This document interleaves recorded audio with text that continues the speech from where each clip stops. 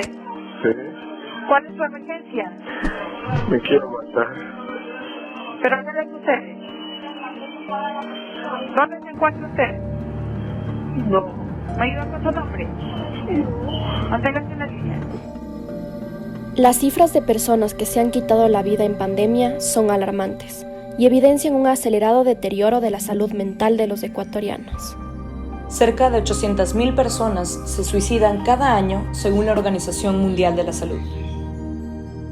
En lo que va del 2021, Ecuador registra 194 suicidios. Según el ECU 911, hay un aumento del 37% con relación al primer semestre del año 2020. Los intentos aumentaron en un 15% y las autoridades califican estos hechos de preocupantes. Pero fue tarde, el hombre tomó la decisión y se suicidó. La salud mental incluye nuestro bienestar emocional, psicológico y social. Afecta la forma en que pensamos, sentimos y actuamos cuando enfrentamos la vida. Marco Ramírez tiene 50 años y está desempleado. Como camarógrafo de medios, cuenta un poco de su historia con ansiedad. Todo esto comienza a raíz de muchos problemas, de muchas preocupaciones. Como le digo, también derivó mi ansiedad, lo que es que tengo el síndrome del pánico y la ansiedad por haber excedido el licor en mi juventud. Marco tenía un problema con la bebida y consumía viernes, sábado y domingo. Además, estos días que se dedicaba a beber no comía nada, lo que generaba un problema en su organismo. Los médicos me decían que deje de beber así porque yo siempre me intoxicaba. Entonces, más a raíz de problemas laborales, problemas de hogar, comencé a sufrir taquicardias. Y en una de estas, el primer ataque de ansiedad que me dio fue manejando en un semáforo en la avenida Eloy Alfaro y 6 de diciembre. Entonces comencé con sudores muy, muy fuertes y el corazón a latirme más, entonces yo pensé que me iba a dar un paro cardíaco. ¿Qué es la ansiedad? Es un sentimiento de miedo, temor e inquietud. Puede hacer que sude, se sienta inquieto y tenga palpitaciones. Puede ser también una reacción normal al estrés. Existe el trastorno de ansiedad que podría ser diferente a la ansiedad en sí. Pamela Guzmán, psicóloga clínica, explica más del tema. La ansiedad no facilita que nos adaptemos de una buena manera a las situaciones que estén pasando a nuestro alrededor. Y entonces van a surgir estas falsas alarmas ante una posible amenaza que realmente no está ahí. Y en ocasiones se tiende a percibir reiteradamente una serie de amenazas de forma muy magnificada. Esto genera unos niveles excesivamente altos de ansiedad. Entonces, la ansiedad normal se va a convertir en patológica cuando es desproporcionada para la situación y también se prolonga demasiado. Los síntomas de esta patología pueden parecer normales, pero son señales del comienzo del trastorno.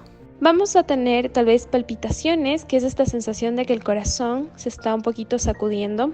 Hay una elevación de la frecuencia cardíaca. Podría haber sudoración, temblores, sensación de ahogo, como que falta el aire.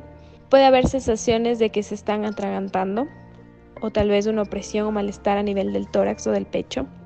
Podría darse náuseas o molestias abdominales. En algunos casos puede incluso haber desmayos, mareos e inestabilidad. ¿Cómo se manifiesta el trastorno de ansiedad?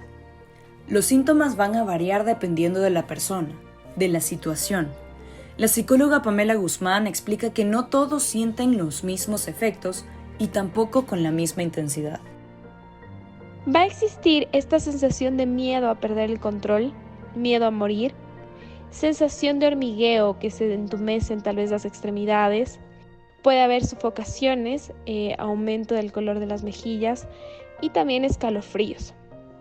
En muchos casos también se puede dar esta sensación de irrealidad, que es básicamente una desrealización. No hay control sobre la realidad que está sucediendo alrededor. O también puede haber una despersonalización, que es la sensación de estar separado de uno mismo.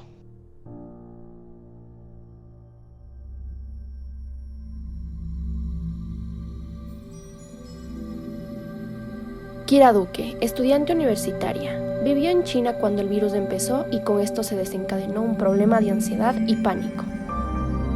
Al inicio de la pandemia en China, la cuarentena fue muy dura para mí, me dio mucha ansiedad debido a que por la forma de gobierno de China, las cuarentenas eran súper exigentes, eran súper drásticas y yo como extranjera sufrí esa parte de ese miedo de estar sola en ese país, del idioma, que fue un factor muy detonante para mi ansiedad. Me tocó tomar unas pastillas que no estaban medicadas, simplemente me tomé por el miedo y fue algo mucho peor porque se me comenzó a paralizar como que la boca, la mandíbula. Fue un susto muy grande cuando estuve allá. Aquí en Ecuador, las cosas no mejoraron para la quiteña de 22 años debido al encierro que existía por la crisis sanitaria. Cuando yo llegué pensé que iba a ser mejor porque estaba en mi país, porque estaba en mi casa, porque estaba con mi familia, pero no, porque el miedo era el virus. Y cuando llegó a Ecuador el virus comencé a tener mucho miedo por la vida de mi mamá, de mis familiares, de mi papá, sobre todo. Entonces comencé a tener ataques de ansiedad pensando que yo puedo ser el factor, yo puedo ser el transmisor para mi familia. Con este miedo que sentía la joven universitaria, no podía dormir, pasando días enteros sin poder descansar por estos ataques de pánico que tenía a diario. Comencé a tomar unas pastillas que sí, no sé el nombre, solo sé que son chiquitas de color azul. Esas me han ayudado muchísimo porque esas me tranquilizan y me duermen. O sea, es como una anestesia. Me la tomo y puedo dormir plenamente hasta que al otro día, y sobre todo es en las noches del miedo que me da. Y también en China y aquí en Ecuador mi ansiedad se parecen, que tenía mucho miedo a la soledad. La salud mental es un tema prioritario según la Organización Mundial de la Salud. Se la considera como algo más que la ausencia de trastornos o discapacidades mentales. Por ende, un problema debe ser consultado con un profesional de esta rama. Sin embargo, hay diferentes factores por los cuales las personas no lo hacen, como es el caso de Kira. No accedo a un profesional. Lo he pensado, pero la verdad no conozco alguno que sea como muy recomendado. No tengo la oportunidad de decir, ok, me voy acá. También siento que esta ansiedad, sé que está mal, este miedo que tengo, pero no sé, no lo veo muy grave, porque estos últimos meses me he calmado un poco, porque la situación de las vacunas y esas cosas se ha mejorado en la pandemia y eso entre comillas, ha mejorado, a pesar de que no. Según la OMS, la promoción, la protección y el restablecimiento de la salud mental son preocupaciones vitales de las personas, las comunidades y las sociedades de todo el mundo. No sé, siento que no tengo tiempo, que no sé, siento que también puede ser un gasto un poco innecesario en estas épocas, porque son épocas duras de pérdidas de trabajo y tanta cosa, y en mi familia, gracias a Dios, no se vio 100% afectada, pero sí se vio afectada la economía, entonces creo que es un gasto innecesario por el momento. A diferencia de Kira, Marcos sí recibió tratamiento profesional. Ambos residen en Quito, pero como muchas personas, algunas deciden buscar ayuda y otros esperan a sanar con el tiempo. Estuve con un tratamiento varios años, pero lastimosamente los altos costos de psicólogos, de psiquiatras y medicamentos, entonces es un gasto enorme. Yo opté por medio de un familiar a hacerme atender en el Hospital San Lázaro, que queda en el centro de Quito. Pero lastimosamente ahí me dijeron que ya no me podían atender porque yo tenía el seguro médico del IES y el seguro privado de Coasanito, porque yo trabajaba en un medio de comunicación como camarógrafo. El Hospital Psiquiátrico San Lázaro es un centro de especialidad en salud mental perteneciente al Ministerio de Salud Pública del Ecuador. Este se fundó el 15 de marzo de 1785 y está situado en la ciudad de Quito, provincia de Pichincha. y era entendible, ¿no? Que me quiten esa oportunidad de hacerme atender ahí, porque hay mucha gente que no tiene los recursos como para hacerse ver, y es una cosa impresionante ver los pacientes que acuden a ese hospital. Y no sé si podemos topar este tema de que no hay una política de Estado, de ningún gobierno en atender esto de enfermedades psicológicas.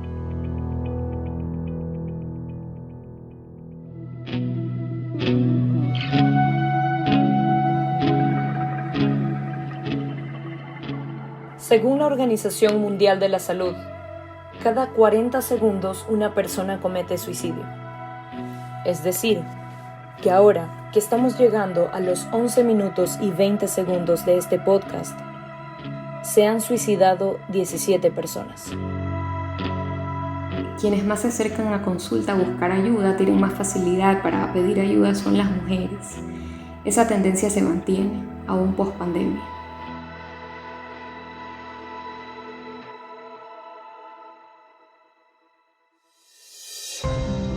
Por este motivo, se originaron iniciativas en redes sociales para brindar apoyo a bajo costo o incluso de manera voluntaria. Cuéntame es un proyecto que surgió durante la pandemia.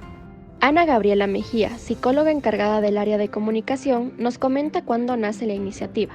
Cuéntame surge hace un poco más de un año.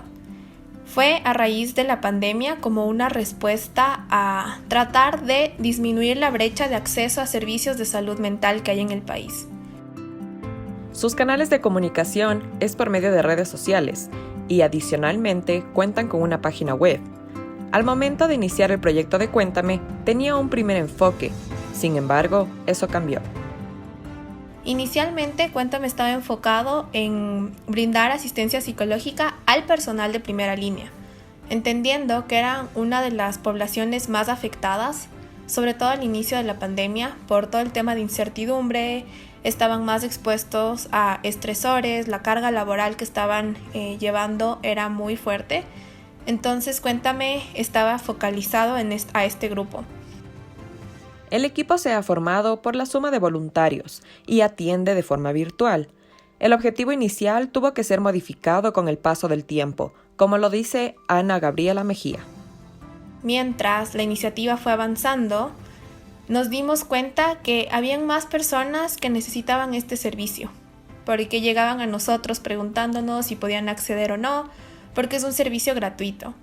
Y ahí fue cuando se tomó la decisión de abrir el servicio para la comunidad, para cualquier persona mayor de 18 años que quiera acceder, y empezamos a brindar este servicio y lo seguimos brindando hasta este momento.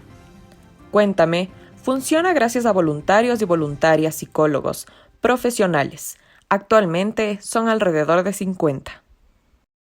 La parte medular de nuestro proyecto son los voluntarios y voluntarias psicólogos que están ahí brindando este servicio. Entonces somos alrededor de 50 voluntarios que se han incorporado, tanto de la primera como segunda corte que hemos tenido, y ellos son los que se encargan tanto de brindar el tema de asistencia psicológica como de el tema de los talleres psicoeducativos. Otra página de apoyo para el bienestar emocional de las personas es Salud Mental EC. El emprendimiento está financiado por la Fundación Bejarano. Camila Vargas, estudiante de Psicología Clínica en la Universidad de las Américas, comenta cómo los pacientes pueden acceder a los servicios. Por otro lado, la forma en cómo nos manejamos para poder ayudar a las personas es que tanto por Instagram pueden acceder en nuestro link de la biografía, o si no directamente desde saludmental.org. El momento en el que tú ingresas a la página, encuentras en el lado superior derecho un cuadrado en donde dice habla con un voluntario.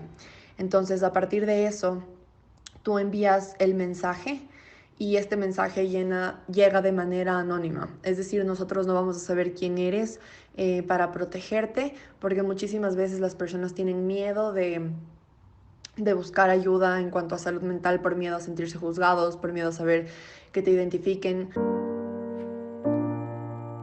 Sin embargo, la estudiante de psicología, Camila Vargas, recalca que la organización no fue creada para reemplazar las terapias psicológicas.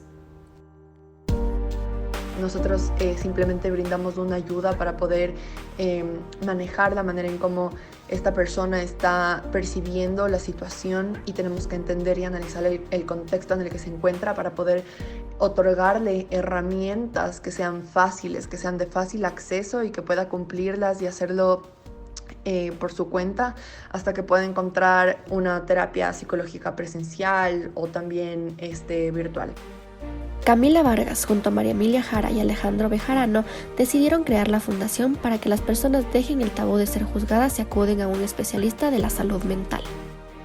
Existe aún este tabú sobre qué es en realidad la salud mental y la importancia de cuidarla, ¿no? Existe estigma y muchas personas tienen miedo y simplemente no acuden a terapia por este miedo a ser juzgados, mientras que hay otras personas que desean ir a terapia pero no tienen los recursos para hacerlo. Entonces es algo con lo que estamos luchando y trabajando para poder seguir ayudando a las personas y conseguir más psicólogos y psicólogas que nos puedan ayudar con terapias que sean pro bono.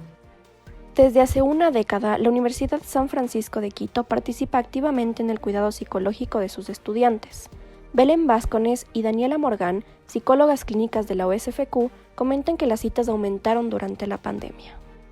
Y en relación al año antes de la pandemia, o sea, 2018-2019, hemos atendido más del 50% de casos en el 2020-2021 hasta ahora. Es importante recalcar que cuando empezó la pandemia tuvimos un pico mucho más alto de asistencia, justamente por la ansiedad y el malestar que generaba la nueva situación, la parte de adaptación, el estrés, la preocupación y demás. Entonces sí hubo un pico bastante alto al inicio.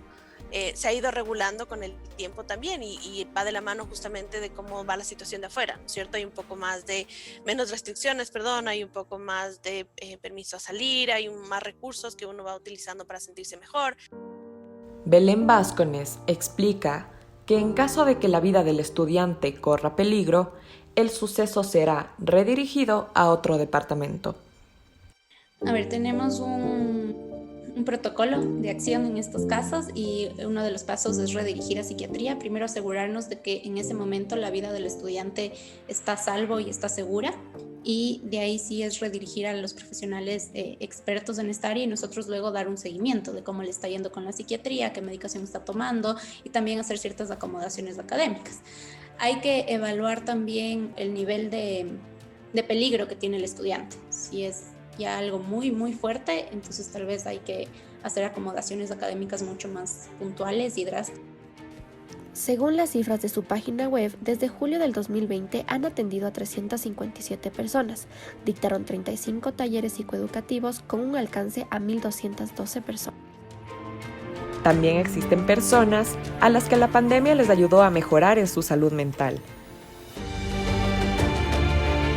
Samia Carrillo, de 21 años, comenta que el tiempo a solas durante la cuarentena del 2020 le ayudó a salir adelante con su enfermedad.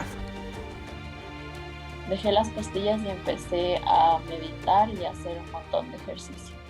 Porque justo empezó a hacerse famoso el hecho de tener mucho tiempo en casa, entonces había un montón de lives en Instagram y una amiga mía fue casualidad realmente, una amiga mía me dijo que entré a una meditación y desde ahí fue como, esto es lo mío, esto me encanta. Y el ejercicio, bueno, siempre he hecho ejercicio, pero me di cuenta que podía reemplazar el hecho de todos estos químicos que las pastillas colaboraban en mi cerebro, simplemente haciendo ejercicio y comiendo bien. La automedicación fue la solución para algunas personas durante la crisis sanitaria. Samia Carrillo estudia parvularia en la Universidad de las Américas. Cuenta que para ella la medicación siempre será la última. Las pastillas no son una solución y que de hecho nada externo te puede ayudar a que tú estés bien. Es la toma de una decisión. Obviamente es súper difícil porque hay gente que ha pasado situaciones muy graves y que no le puedes decir, oye, pon de parte y pues levántate. Jamás. Pero que la última opción sea el medicarte porque a la larga crea incluso adicción. Entonces hay otras alternativas, ¿sabes? Hay alternativas tipo arte. Estoy súper de acuerdo con la psicóloga porque necesitamos una idea externa, una perspectiva diferente para poder como estar bien. salir con tus amigos, abrirte, o sea, que no sea un tabú tampoco de me siento mal y chuta, encapsularte está muy mal. Kira Duque, de 22 años, comenta que la única solución para estar tranquila era mediante unas pastillas. Se llama sertralina y es una pastilla que supuestamente te tranquiliza, te da sueño, pero es bajo receta médica. Y al yo no tener receta médica fue algo que no me ayudó para nada. Entonces perdí el sueño, o sea, me mantenía como tranquila, pero perdí el sueño y comencé a tener como un ataque de, no sé cómo diría, pero tenía una presión en la boca súper fea, no podía abrir la boca, no podía mover la mandíbula sobre todo, a raíz de esas pastillas y de todo el miedo generado. El camarógrafo Marco Ramírez optó por medicamentos naturales, entre otras cosas.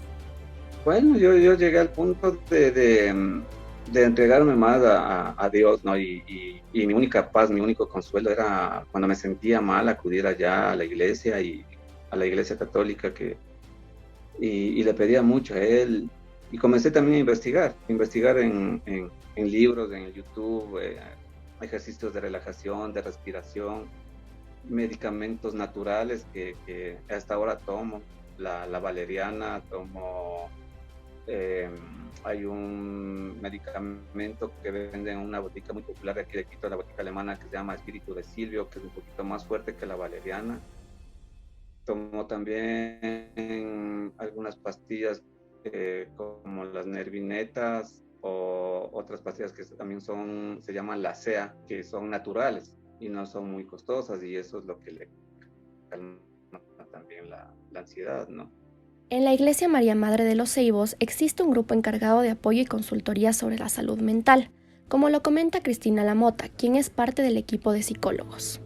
En la parroquia hay un equipo de trabajo conformado por varios profesionales, todos relacionados con el ámbito de la salud mental. Habemos psicólogos clínicos, psicólogos infantiles, terapeutas familiares, psiquiatras también que no dentro de la misma parroquia, pero que nos apoyan desde sus áreas de trabajo, también para hacer un trabajo integral con los pacientes dependiendo de las problemáticas que tienen. ¿Cómo nace esta iniciativa de apoyo psicológico en la parroquia?